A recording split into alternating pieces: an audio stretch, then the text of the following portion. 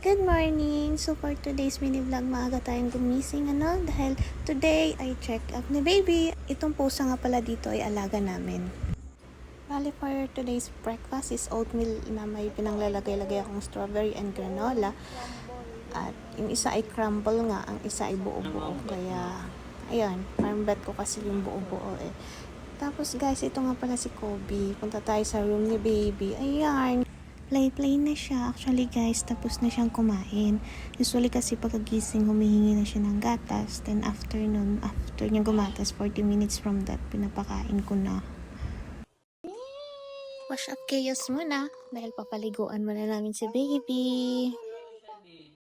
Ding, boring, boring, boring, boring, boring.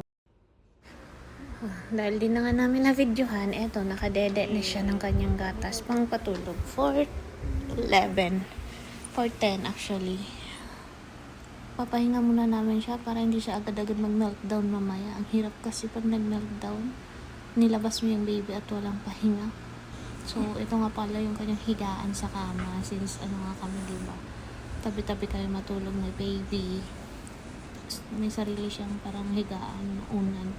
Yan yung aming ginagamit. Guys, sa Shein ko lang yan nabili. Murang-mura na. Ililipat ko siya dyan. Katabi yung panda niya. Ayan. Pag mami ka talaga, gustong-gusto mo hag-hag baby mo, no? Yun, moving forward, gising pa rin siya. Higa-higa lang, di dinalaw ng aptok. Mas maganda talagang tatay katabi, nakakatulog agad. Kaya yun, decide namin, lakad na kami. Nasa car na kami ngayon. So, inaantay na lang namin si Dada.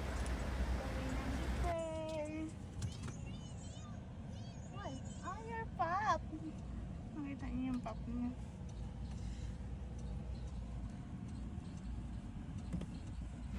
Ito nga pala yung aming area mga mi. Sa loob kami ng subdivision. Napaka mapuno. Kaya isa ito sa mga nagustuhan namin. Kaya napili din namin para rin kay baby.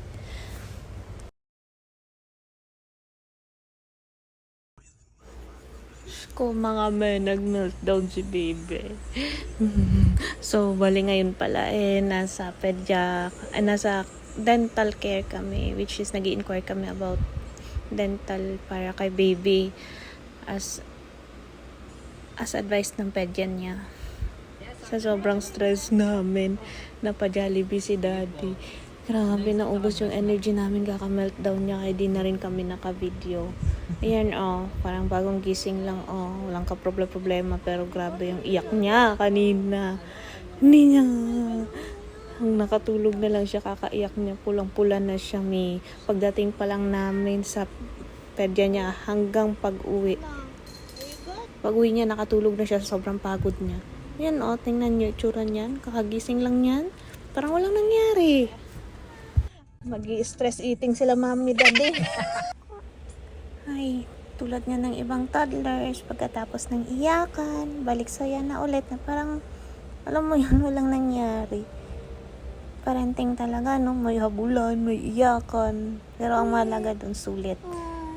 Lalo na kapag okay si baby at healthy.